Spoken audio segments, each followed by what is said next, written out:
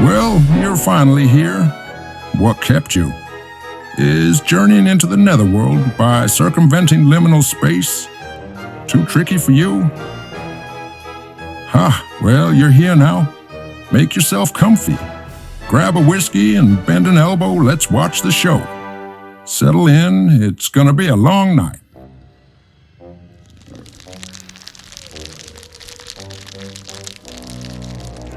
Now, I don't like it any more than you do, but it falls to us to judge the tall tales of the dead. Some poor sap is pacing in purgatory right now, awaiting our decision.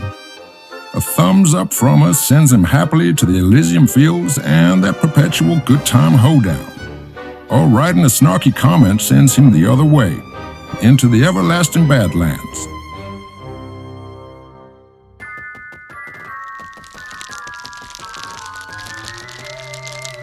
Fair? What's fair? Nothing is fair, that's what's fair. Look, this is only done for those very rare borderline cases. Dead folk whose good deeds are in perfect balance with all their selfish shenanigans. They were sent to limbo for a reason after all. There's gotta be a line drawn somewhere, and these guys are balancing right on it.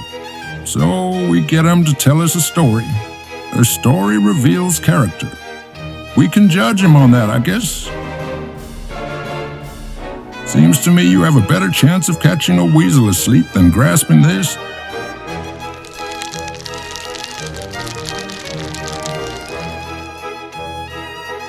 Oh, you'll get used to it. Or you won't. Makes no odds to me. I don't make the rules. Well, look at me, just wobbling my jaw. Shall we get on with it? I'll switch on the spirit box. It was crafted by demons in the underworld, and it's powered by the souls of the damned. It also gets HD. Oh, and it's insane. Buckle to now.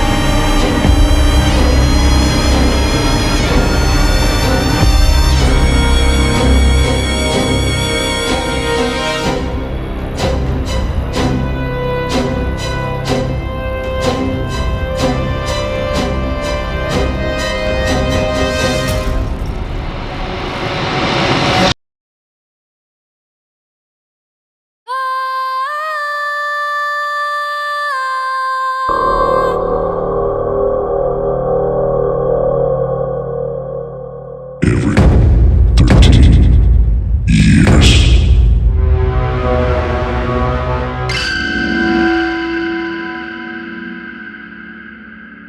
The forthcoming end of the world will be hastened by the construction of underground railways, burrowing into infernal regions, thereby disturbing the devil. So said Reverend Dr. John Cumming in the year 1860. John Cumming was a doctor of divinity, fellow of the Royal Society, and had held some influence in his day.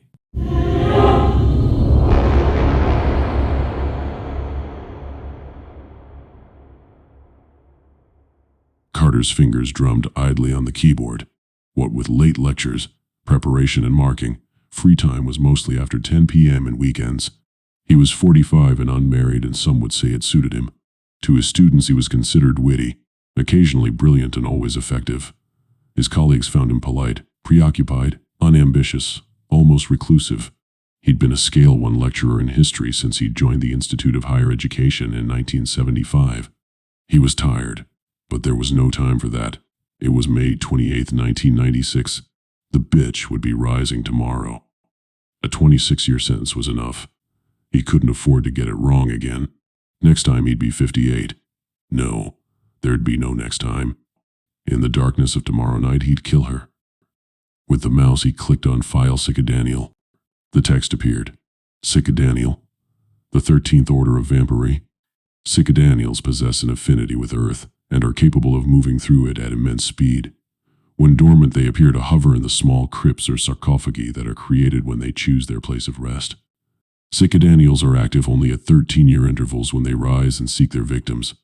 The name draws inspiration from the cicada bug, which is known for its periodic emergence after long intervals. Just once in every 13 years, the largest variety of 13-year cicadas, known as brood XIX, emerge from the ground, open their red eyes, shed their skin, spread their wings, and scream their preternatural song into the twilight. The word cicadanial blends the word cicada with the word annual, derived from the Latin annus, meaning year. Where the word cicadanial originated from, none of the dusty tombs did say, but it was an ancient word. Historical references to cicadanials are scant, the most impressive being the Journal of John Teddington, 1801 to 1861. Teddington was chief surveyor for the Great Western Railway Company and supervised the laying of new track from Gloucester to the coal port at Cardiff. In 1848, the great cutting at Black Stag Rise had carved half its way through the hill. The workforce, over 2,000 navigators working in shifts, was largely Irish with significant numbers of Western and Mid-Europeans who had been displaced by the revolutions in Europe. Teddington's journal, April 29, 1848. If the navigators were as idle as they are drunken and credulous, we would yet be but a mile from Gloucester. Shortly after midnight, I was called from my rest to quell a great and violent disturbance in the cutting. A group of navigators had discovered what they claimed was an earth maiden sleeping in her chamber. All testified to her great beauty and were furious at her destruction. One of their number, a Hungarian, had declared her to be a vampire and had driven a wooden rail tie through her heart. When I inquired after the body, all agreed she had instantly withered to dust after emitting the most frightful cry. As for the perpetrator of the act, he had been beaten soundly and was a pitiful sight. It is a tale born of gin and ignorance. Yet, the strange smooth chamber was real enough, the surface having a marbled, almost oiled appearance that emitted a sharp feline pissy odor. Real enough, too, was the fine black dust and the fear in the eyes of the men. The foreman, a taciturn Wesleyan of sober habits, claimed to have seen nothing, but, when pressed, spoke of hearing the scream of a soul from hell. The sooner universal education is enforced by law, the better for this country, for it is fast sinking beneath the twin curses of drink and foolishness. The men work with renewed zeal in hope of finding more earth maidens to keep as concubines or else as exhibits in a traveling circus. Carter scrolled the text. It was over 30,000 words and contained historical references, case notes, cross-references, and 26 years of his life. He ceased scrolling. He knew it all. He'd written it, lived it. He knew the pattern of unsolved murders in the area of Stag Hill ever since police records had been kept. The earlier police records were often more helpful, more open in their recognition of the cause of death. Strange blood loss, pallor of the victim, look of horror. So too were the newspaper accounts of the early Victorian period. The lurid Gothic descriptions of strange deaths read like fiction and had been dismissed by most readers as the purple prose of an age too much given to melodrama. But, for Carter, there had been the vital clues from which he had painstakingly built an accurate picture of cicadanials. Summer holidays had been spent in major libraries, reading newsprint never looked at for 150 years. He had opened old foxed and mottled file boxes, bound with dusty string, by hands that had withered and died before he was born. For over 20 years he had moved with microfiche through the forgotten oceans of ephemeral print. Hailed by love and driven by hate, there was one more file he must see. Click on Carter. Catherine. Born December 25, 1952. Died May 29, 1970, age 17. Death by misadventure. The photograph is of a girl with shoulder-length hair and a hauntingly happy smile. Her eager eyes are those of someone in love with tomorrow. Carter looked at his dead sister. He sighed and pressed down the red circle and single arrow buttons simultaneously on his chunky VCR camera. They clicked into place. The magnetic tape turned with the spools and he started recording today's entry in his video diary. I've learnt since last time, Kathy. It's not just the scientific method now. I know her. The smell of her. The rot of her. The slime of her. She will no longer walk among us. She will no longer get away with what she did to you. She will no longer kill randomly and sleep soundly. I will not allow it. Tomorrow night I will be there. I will track her down and she will rise no more. By the light of the moon I shall stop her deadly wanderings. By God in heaven, by all the demons in hell and everything in between. As long as I hold breath, I swear to you, one way or another, this ends here. His voice had a level intensity that shocked. He scrolled the coroner's report. Cause of death: heart attack induced by a drug overdose. It still made him angry after 26 years. The lies, the cover-up. He'd seen it so often in the cases he'd studied from all over the country. The older the report, the more detailed. But since the 1950s, Rule 451 was increasingly evident. He had learned of it many years after Kathy's death when having a late drink with a family friend, a retired high-ranking civil servant. Working in lockstep with Operation Nightnook, in the public interest, to prevent panic and maintain order, Home Office Rule 451 may be invoked. Human nature had been Carter's greatest ally. Help had always come from the basic decency of people who couldn't see grief without offering the comfort of what truth they knew. This had also been the case with the forensic pathologist. This medical examiner had been the same age as Carter's father, and also had a daughter of 17. It had been 2 days since the verdict was given, when Carter and his dad had visited him. He was kind, and in the face of the family's stubborn refusal to accept the verdict, he had told the truth. In the 34 years he'd served the area, Catherine was the third victim to die in this most terrible way. This is not right. In my time I have seen some odd deaths, but your daughter's death is amongst the strangest I have seen. I don't know how to say this to you, least so to explain it. She had no blood, Mr. Carter. No blood at all. Carter and his father had respected the pathologist's wishes and had maintained Rule 451. After all, the man's job was at stake and nothing would bring Catherine back. But the grief did not abate much in Carter Jr., and his list of questions grew. Catherine had been the 9th victim detailed by the police force as dying suspiciously in that area. On that day, 13 years adrift. In the times before that, records were patchy and unreliable. Carter had the available records for all those who had died on the 29th of May at 13-year intervals. But, because of the way they were investigated and reported under Rule 451, they had remained officially unconnected. Carter wondered idly how far back the victims went. 50 years, 150, 1,000. He wondered also whether some government top security department had a file like his, or even better, possibly, probably. The usual convulsions of anger stopped him. He knew the truth, and that was enough. He executed a 3-finger suicide and closed down the system. He let his hand wander over to a silver cigarette box on his desk. The box had belonged to his dad, but now it was his. He absent-mindedly flipped it open. Inside there were no cigarettes, but there was a leather pouch. He opened the pouch with one hand and removed the silver shield. It was no more than 3 inches tall and 2 wide and was attached to a chain. It had arcane symbols etched onto it, symbols he could not decode even though he spent several hours trying. It had been dropped through his letterbox late one evening a few days ago. When he had opened the door to investigate who was posting at that time, he saw nothing but an empty street. It came with only a 2-word typewritten note by way of explanation. It had simply read, "Protect yourself." It was a mystery, another mystery amongst a sea of mysteries in his life. Suddenly resolute, he tossed the shield back into the silver box and closed the lid.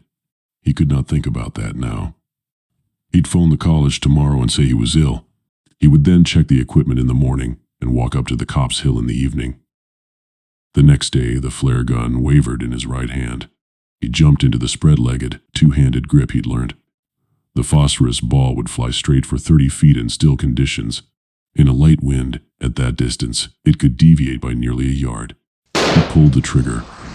It struck the saturated chipboard target, burning ferociously through the hardwood backing beneath. Carter strolled to the side of the old railway embankment on which he'd set it up. He smothered the flames with the extinguisher he'd brought. No wind. Another perfect hit. Tonight he'd burn through the putrid heart of her. He piled the gear into the back of the old red Astra estate, threw a sack over it and drove in the direction of the cops. He remembered the early years of the hunt, the meticulous research, the scientific cross-referencing the timetable planning, and the agonized theorizing when no evidence existed. 13 years ago, on the night of 29th May 1983, he'd waited in the alley where his sister had been killed. Psychedanials were creatures of habit, always killing at the same time and in the same vicinity, but one was never sure of being in exactly the right place. He hadn't been, and another girl had died. He remembered driving crazily around the countryside, hoping to see the creature before she sank back into the earth. It was after that Carter began to investigate the previously dismissed possibility of discovering the rising place and lying in wait. He had taken to walking the surrounding countryside. He'd created a grid plan on a map and methodically, some might say maniacally, he walked all the ways anyone possibly could walk. He had tried to empty his mind completely to receive that minutest tremor of the unease and revulsion that he had felt on May 29, 1983. She had passed him undetected then, but he'd smelt her and felt her malevolence. The research on his computer disks was all valuable information, but that finally was limiting. Information can only become knowledge with experience. What he had gained that night was knowledge. He had been waiting in the car when he saw the cat. It had slinked past the entrance to the alley, glancing briefly in his direction. Illuminated by the sodium street lamps, it had disgusted Carter. The visual image stirred the olfactory memory. The smell. Oily, fishy, rancid. He'd dismissed it as nausea induced by fear, but afterwards he'd known it was her. And so in the years after he'd started walking, endlessly walking and waiting for some primordial instinct to record the faintest tremor of revulsion at her presence beneath the earth, within 3 years he felt sure it was the copse, a small circle of tall trees about a hillock. At first it had seemed no different from anywhere else. It was a pretty wood, mostly oak and ash, set on a hill surrounded by meadow or worked fields. He remembered the bright November afternoon he'd first felt it. The checkered sunlight had flickered and blinked through black branches, and in the sporadic instances of darkness he'd felt the fear. Each time he visited, the fear grew, so that it had finally become an act of will to visit. But in the recent 4 long years he had walked there, Carter could never establish the place of rising, and could only speculate as to the depth of the crypt. There was one spot, a mound in a grassy clearing on the southern side of the rise. It was unusual, but he suspected the consciousness of his choice. It was a decision he'd made for himself rather than felt. Carter shuddered. He would wait until midnight. If she hadn't risen by then, he'd drive back to the alley where his sister had been found. The night was dry but cool. The moon was full, and the clearing was fully visible from the shadow of the oak in which he stood. He checked the safety catch was off and raised the flare gun to firing position to ease the tension in his back. The fear was pounding in his head. His hands were clammy, his breathing rapid and shallow. His confidence ebbed with every passing minute. The meticulous research, the confident planning seemed now no more than a species of paranoia precipitated by grief. He clung to his present fear and the terror of 13 years prior as to a life jacket. Her eyelids trembled and then sprung wide deep within the earth. Dilated, hungry pupils devoured the darkness of earth that pressed on every inch of her vibrant, fresh, and suddenly sentient mind. Like a switch had been flipped. The lips curled, and one savage, sibilant exhalation passed the parted, pointed fangs. With the swift, powerful kick of a turning Olympic swimmer, she commenced to rise. The hunger of the trysting time impelled her upwards with increasing speed. Shales and calcites parted inches before her outstretched fingertips and streamed over her moving body in a tantalizing, cool stream that excited her oil glands. A second sibilation. Longer, deeper, simultaneously both reptilian and feline.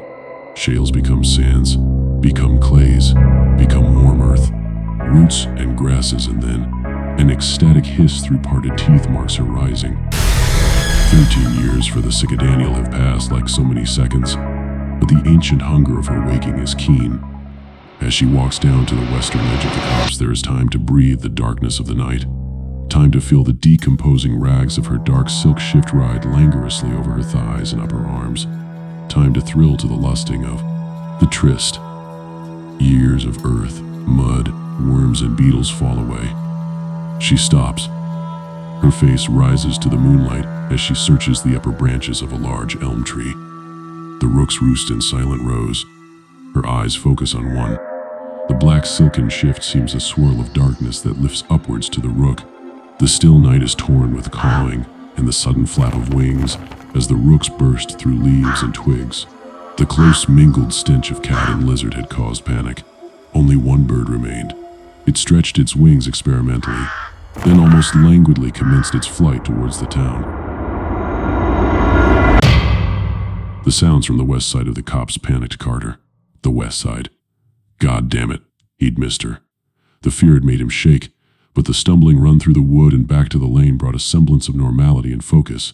He wrenched open the car door, jumped in, and fired the engine. It was 7 minutes through the lanes to the outskirts of the small provincial town. In another 3, he was parking in the alley. It was 11:30. In 10 minutes, she would kill again. A rook flapped out of the night and perched on a cornice of the nightclub. It had full view of the street below. People were leaving. A couple smooch. 3 girls stagger and laugh. 5 boys who argue with a taxi driver finally get in and are driven off. From inside the rundown club, the pounding techno sound of the song Insomnia by the band Faithless is mostly audible. I struggle and fight dark forces in the clear moonlight.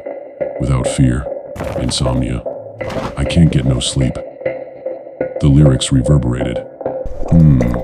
Eerily poignant, thought Carter.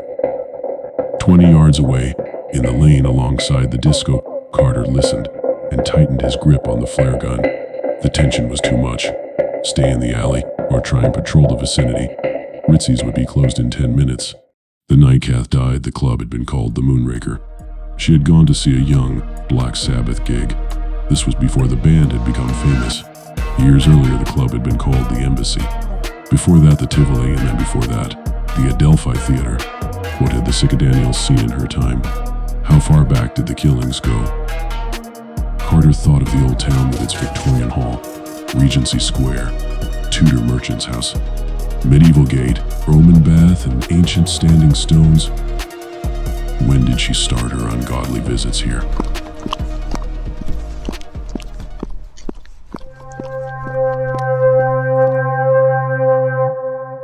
The Rook perched on a wastepaper bin and watched the doorman stroll around the entrance. He was in his late 20s, head shaven, well over 6 feet, solid muscles constrained by white shirt and black tie. When he turned, he saw her. She stood barefooted and was in a black silk shift. She was pale and slim, dirty, beautiful, and utterly terrifying. As she walked towards him, he retreated before her. She was some 2 yards from him when she prepared to attack. She locked her legs, flexed, her arms drew back.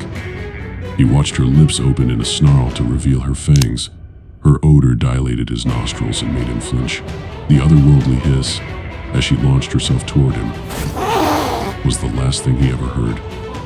She hit him at chest height, lifting him upwards and backwards, hurling and holding him against the side of a transit van. Her mouth fastened on his jugular, her belly pumped up against him. Her black shift rode up over her naked thighs that held him tight. Carter left the alley and walked up the road to the entrance of the nightclub. His eyes scanned the empty street. He stepped between 2 parked vehicles and onto the pavement. He saw the couple up against the transit some 15 feet to his left. He leapt into the aiming position and fired. As he did so, the Psychedaniel whirled, hurling the body toward him. The empty, staring white face of the man was level with his, and then Carter was on the floor. He rolled away the white, blue-burning, spitting body. Burnt flesh smell is always pungent and revolting. Stunned and struggling to sit up, Carter brought out a second flare gun to fire again. She spun to the right and seemed to hurl herself into the dark bird that scrabbled mindlessly at the base of the nightclub steps. This time, a bright red phosphorus flare missed the Rook by inches, and instead burnt intensely on the pavement yards away. There was time to snatch out another of the multiple flare guns in Carter's go bag. He got off one more despairing shot as the bird ascended into the night. The red trail arced away into the darkness. He heard the flare ricochet off some steel bins or something metal out of sight.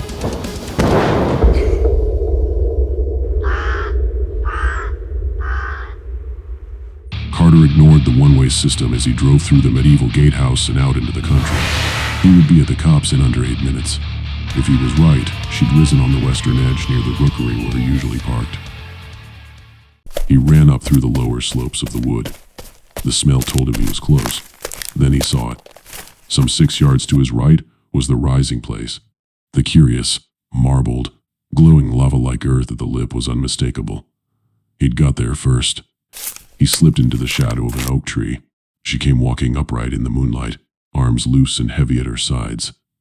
She seemed sated, incapable of swift movement, listless. Carter remembered the poor, drained white face of the young man, and then his sister. In his mind's eye, he saw Catherine, smiling at him with her kind, sad eyes. It was enough to give him the confidence he much needed in this otherworldly place. Why did he imagine her so sad, though? Was she sad? For him? He had no time for all this self-discovery bullshit. It did not matter. Just seeing her face again rejuvenated him. It had become harder to summon up her memory over the last few years. He held on to her aspect for a second or two, and then she was gone once more. The creature's serenity repulsed and infuriated him.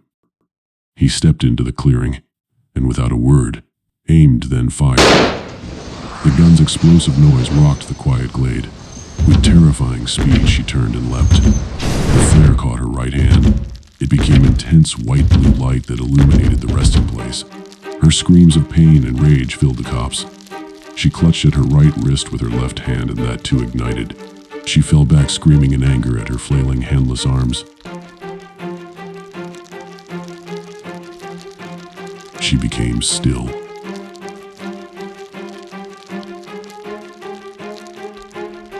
With both hands held aloft, flaring hideously, she now looked defiantly at Carter.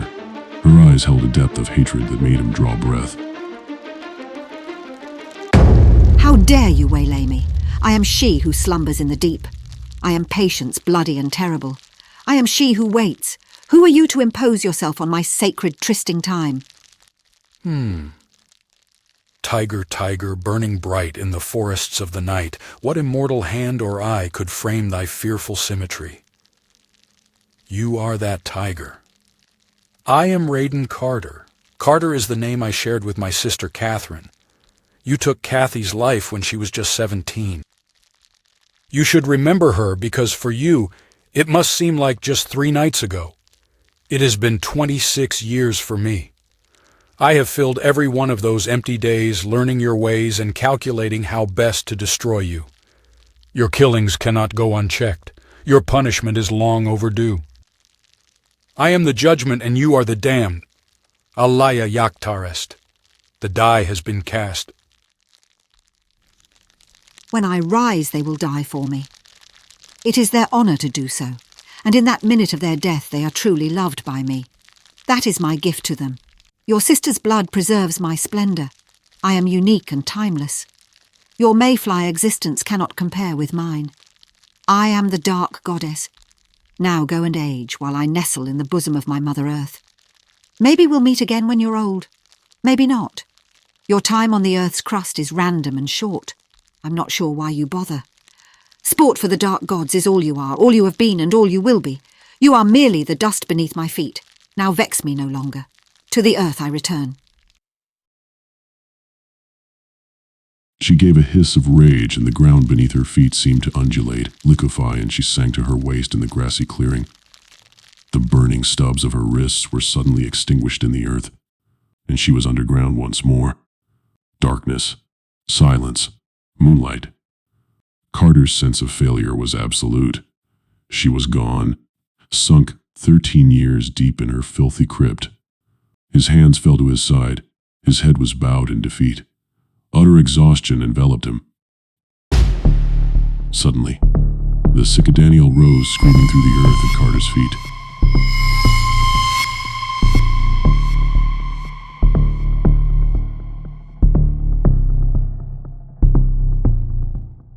I am still hungry, and I have saved a space for you. You are a lonely one, zealous and relentless. These are qualities which I hold in high regard, and characteristics we both share. I shall honour you by taking your soul.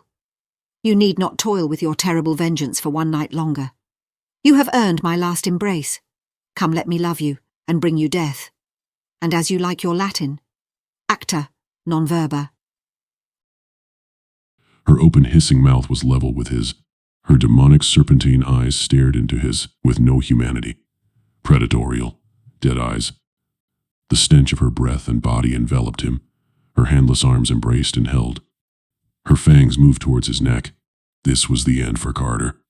He had been presumptive to think that he, and he alone, could end the evil of this beast. Oh, the hubris. To think that he could move the needle at all, on an universal scale between love and chaos. He would now die here to feed the very beast he had come to kill. Perhaps he would become a footnote as someone else's file on the monster. Or would all resistance end here, now, with his death? He felt her cold breath and her stabbing fangs on his neck. Her perfume was the reek of death. He knew that it wasn't quite midnight yet, and it occurred to him that he was to die on the same day as his sister, by the same hand, but adrift on a sea of 26 years. There is a budding morrow in midnight, wrote the poet John Keats in hopeful mood.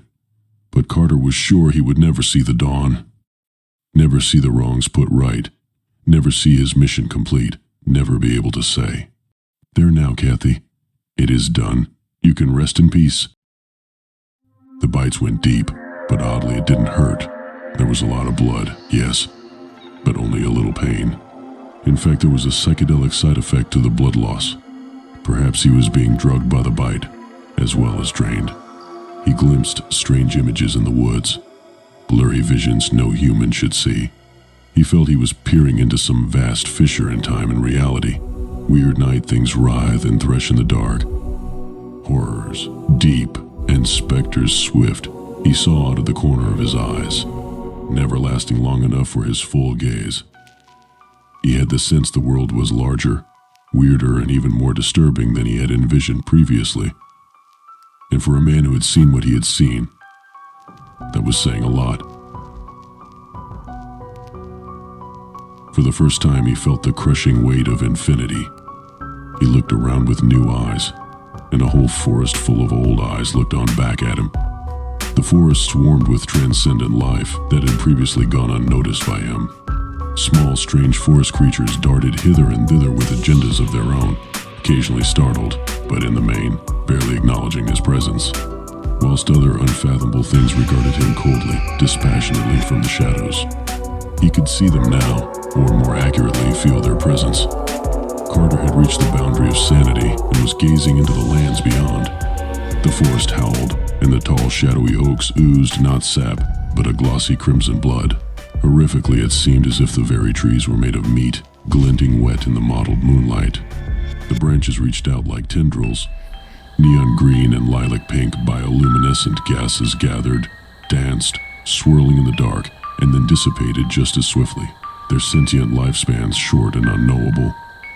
Carter became keenly aware of the constant drumbeat in his body, pumping his blood, and that beat was increasing in tempo. The sudden blood loss caused a fall in his blood pressure, which was compensated to a certain extent by the rise in his heart rate. It would not be long now. She was here too, of course, the sick Daniel. She looked intermittently young and old, a beautiful grim maiden, and then a crazed, bloodthirsty crone.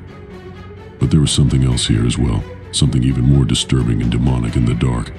A part of her, but also distinct and separate and utterly malicious. As Carter's dying life force briefly bonded with hers, he shared her ancient preternatural mind for a moment. He was thrown a few scattered memories from her past, gut-wrenching images of her hunts, swirling views of other times, but in the same places, and the claustrophobic yet bizarrely comforting embrace of being buried deep within the earth. He also partially became aware of her emotions. They were remarkable in the fact that there were so very few of them. They were pure like icebergs, and as cold and crushing as he had suspected them to be, but to share in that disposition was desolate. He became aware of her echoing emptiness. She merely delighted in sensation, domination, and the quelling of an eternal yearning hunger which her body demanded, a body which by rights should be long dead. Carter knew then that his time was up. He was beaten, and his mind needed to finally rest. Of course, Kathy would have to go unavenged. Within that death's embrace, Carter's right hand, though pinned to his side, darted into his coat pocket. He found it there. Carter raised his arm and fired through his trench coat pocket with the last gun he had. This time, the flare gun was against her chest. The ear-piercing shot resounded in the darkness of the copse, and the place was illuminated by a blinding blue-white light emanating from between them. The phosphorus flared, burnt deep. He scrambled from her after they were both pushed back in opposite directions by the force of the blast. The Cycadanial became an incandescent pillar that screamed piercing and shrill in her frenetic fury. She called out in the roaring blaze. No! I want to live! I see perdition! A curse on you and your kin! A curse on you! It burns! I want to live! I want to live! Let me live! Let me live!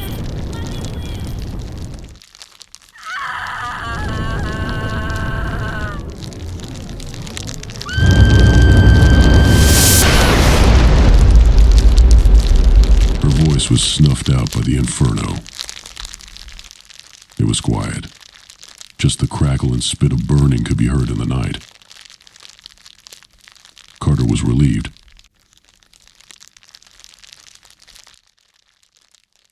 The Cycadanial's disembodied voice seemed to echo about Carter's head in a poisonous whisper. Hearken unto my malediction. May the earth never take you in. May you wander, forever the outsider, until the end of days. May you jounce between the planes of existence, finding no home or comfort. May your conviction lead you to obsession. May your obsession lead you to lunacy and derangement. The voice then seemed to be addressing other entities, a wider audience. As to who or where they were, Carter could not know. I invoke the power of the wild. Fairy folk with stolen child. Hecate's mass. Banshee's cry. Lilith's mark. Succubi. Sisters dark of glade and wood. Ensure that my curse is good. Sisters dark, join with me, as I will, so mote it be. He reached inside his shirt and grabbed the shield talisman that hung around his neck.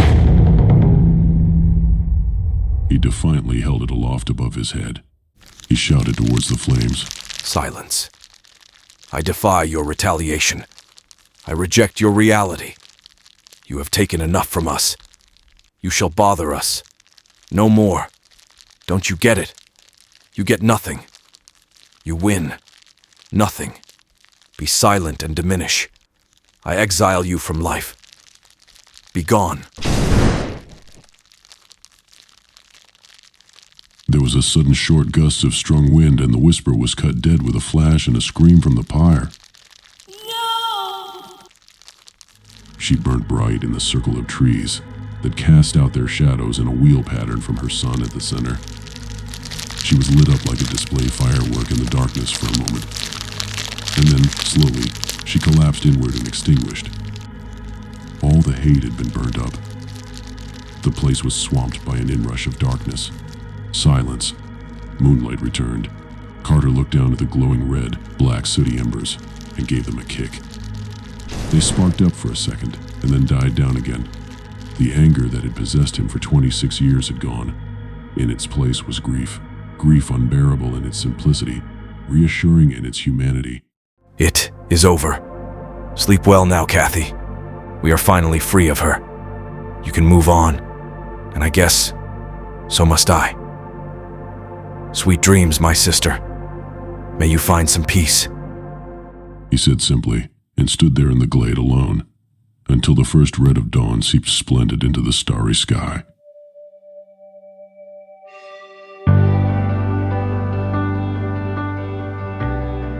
Before he reached the car, he knew what he had to do. Tomorrow he would resign from his post. He would move to Exmoor. There was a rising on the 18th September. There was another at Llandovery on January 13, 1998, His records had identified these two as certainties. In his preliminary visits, he had noted strange hills near both sites. Was this to be the common factor? Then there were the 4 other probable cases, and 23 possible cases that had to be investigated. He had grown in the knowledge and the lore. While he was sure the bite he had suffered wouldn't kill him, he felt it had given him new insights. He could almost hear their slow heartbeats on the wind. He felt the electric crackle of their unnatural life force in the air. He had a way to track them. He had become his own divining rods. The Cicadanial were not the only creature with an affinity for Earth. Now he could sense the maiden sleeping, and he would be there for their awakening.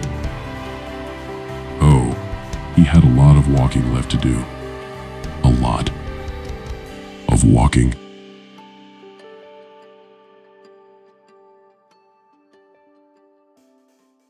Epilogue.